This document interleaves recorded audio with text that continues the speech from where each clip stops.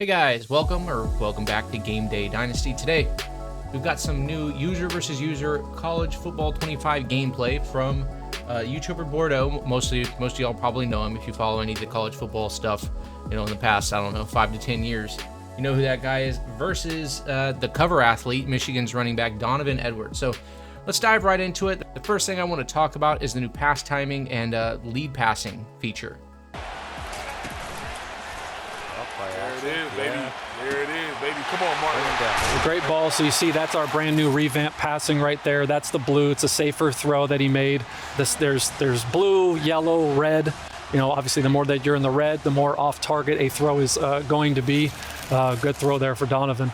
Because we worked off of like a bullseye system, right? And Bill Walsh said it best about every pass being 6 inch off the numbers.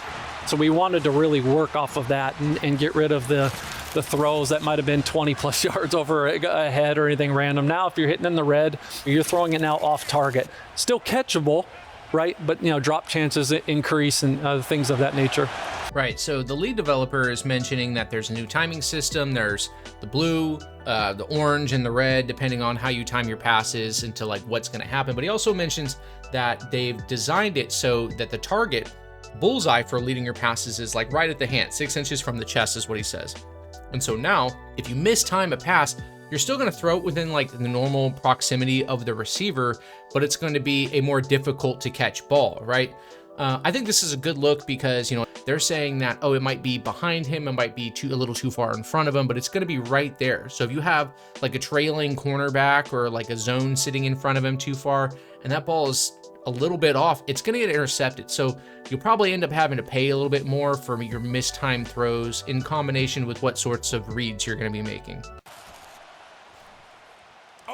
Throw that. That's a dot. Woo, bro. That was an absolute dot, right? And so that's when we were talking about revamp passing. Left stick intent was there to be able to throw somebody open, layer the football. A lot have heard about us talk about that, whether it's the blog or the video deep dive, but that was priority A number one. That was a great example of that right there. So for this new lead passing system, we're going to see Quinn Ewers drops back and just delivers a beautiful throw against the sideline, leads it towards the left because we're going to see the receivers leaning more towards the hash marks than anything, and leads him to the left just above the cornerback's head and puts it perfectly on the dot. Now, I can't say that every throw you make with this is going to be delivered the way that Quinn Ewers delivers this ball, but the idea behind the layered passing for the lead passing system, I really, really like it. The next part that I want to talk about is probably the sketchiest part, the sketchiest bit of news coming out. Since the beginning, everyone's been a little bit shaky, a little bit skeptical on the wear and tear system, coupled with the fatigue system and how that's going to play into our gameplay experience. And it's going to differ. It's going to differ depending on the game mode that you're playing. If you only have to play these guys for a single game and like an online head-to-head or something like that, versus trying to manage some wear and tear throughout the course of a dynasty through a player's season or career for that matter. So let's start with what looks to be a UI circle sort of like underneath each player's person. So here as we come to the line and Ewers is at the line, you're looking at the player reticle here, right? The right is your fatigue stamina, and then on the left is your wear and tear. Wear and tear is basically 5 different pips. That's just showing you the body part that is hurt the most. Sure. That's it. So it could be an ankle, it could be an elbow, and then it will fluctuate in colors. It will go straight from green, light green, yellow, orange, and red. The more that these are down, the more attribute hits that. Is there a rating that affects how much the wear and tear is going to affect your player? Absolutely. It is the toughness rating, right? So the toughness is playing into the impact of the hit. We're looking at recovery. That's a great, got to make a tackle there. Right, to the right, you've got the fatigue, essentially their stamina. And to the left, you have these bars indicating the wear and tear. Right here, we see 5 green bars. Like this guy's good to go. He's good, right?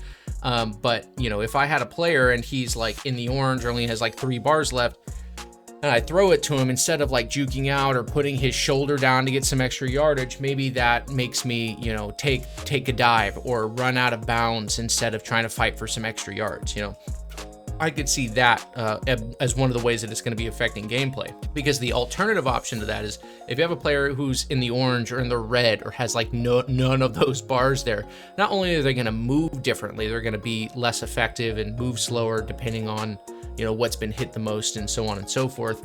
Instead, we also open them up to potential critical injuries that could happen with that player, right? And so if I'm in an online match, it might not be a huge deal, but if I'm playing Dynasty, which I completely plan on doing, that could be a huge deal. My star player, you know, I try to put his shoulder down and his shoulder's been taking a pounding. He's on like 25 carries or something like that. Then yeah, you know, that would be really stupid for me to put his shoulder down instead of running out of bounds, or even substituting a player rather than having him continue to take damage. One of the things they did mention about the wear and tear is going to be a little bit different. I used the example of the shoulder injury, but they also said that there's going to be different things highlighted based off of each player's. They said that different body parts would be highlighted differently. So for example, if my player has, you know, he's taking damage on his right shoulder, well, yeah, we're going to see effects from his right shoulder and attributes could be negatively affected.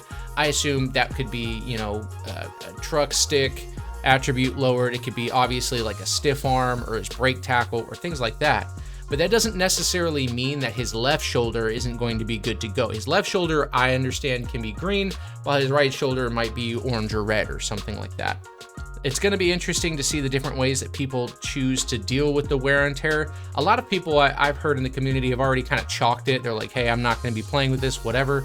I'm open to playing with this. I want to try it out. I want it to be a simulation as possible, especially in these dynasties that I'm going to be doing, especially in the online dynasties. I want everyone to have to think more, you know, not less. So this could be one of those ways to do it. So this next feature I'm actually really excited about. Replacing baseline, which has been a competitive tactic for a long time in football games, where you come out in baseline and you just try to show your opponent the same look and then run different schemes out of that look.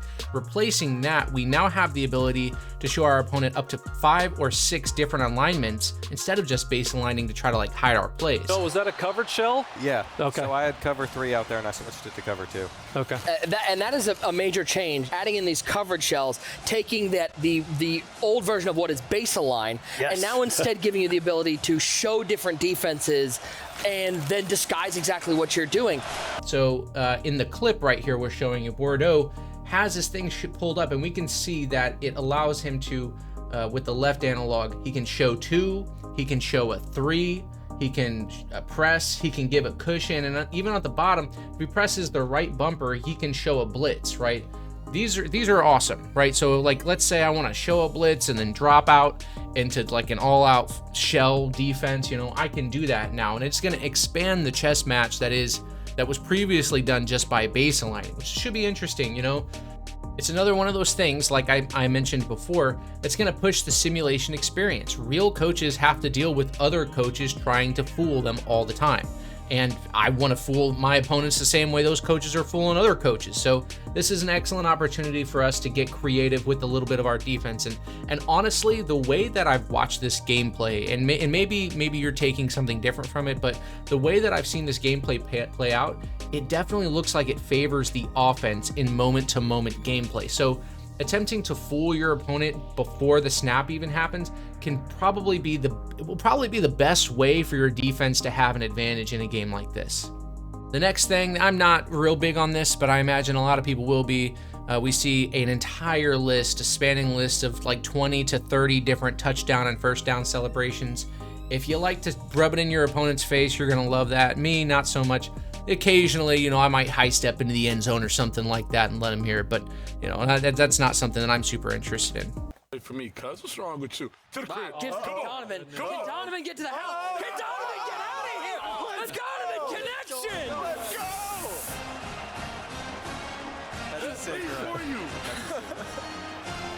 Donovan doesn't know about all the different new celebrations that are in the game. There's over 20 new touchdown celebrations that you can choose. So we're not looking at just 4 for each direction. You have a lot. Yeah, of you can hit different the ways to do it. Heisman pose. You can do the salute. There's a lot there. You can rock. Another thing right here, we see and if you watched my last video, you know why this is a big deal, but we see a pump fake and we see it used to manipulate coverage. We manipulate zone coverage in this instance. Rumors that this pump fake can actually, you're actually going to see defenders move if you use the pump fake effect. Absolutely, yeah. Now you can pull down a corner to throw behind him, right, in that 4-7 look.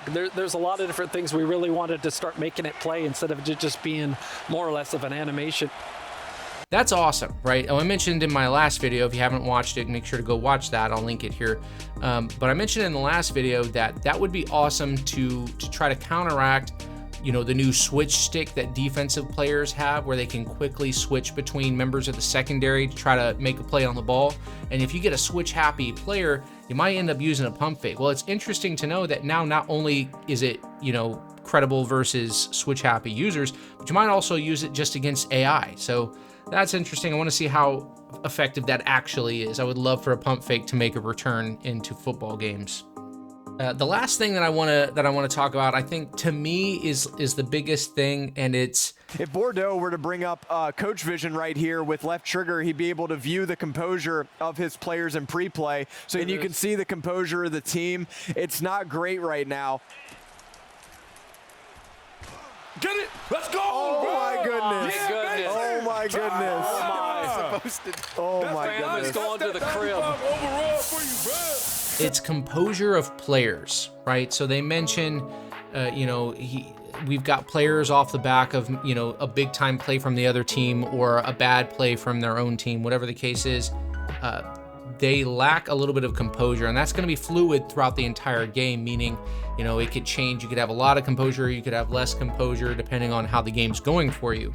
I'm not exactly sure what dictates how much composure a team comes into the game with. I imagine that the home and away factors will come in to change a little bit of that.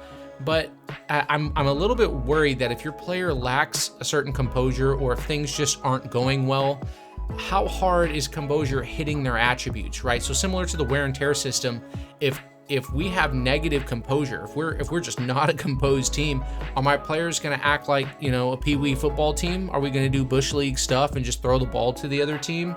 Is this something that's similar to the momentum bar that we've seen in iterations of Madden recently, where it just feels like you're giving up all these extra benefits to the other team because they've had a couple of good plays? I'm not exactly sure what it means and how much it's going to impact gameplay. You know, is there a composure attribute? That's something that I would like to know. Do players do upperclassmen have more composure than their freshman and sophomore counterparts? You know, are people in the SEC, if they go, you know, are they going to have more or less you know what I'm saying? So I'm just not exactly sure how that's going to play into it. I could see that sort of like really being simulation style for college football, but what exactly dictates composure, I think could be a big deal when it comes to deciding whether this is like sort of like a cheesed out sort of feature in this game or not. That to me is the most problematic one, depending on the answer to some of those questions that I asked. That is also the end of the video. If you liked the video, then go ahead and do that, like the video.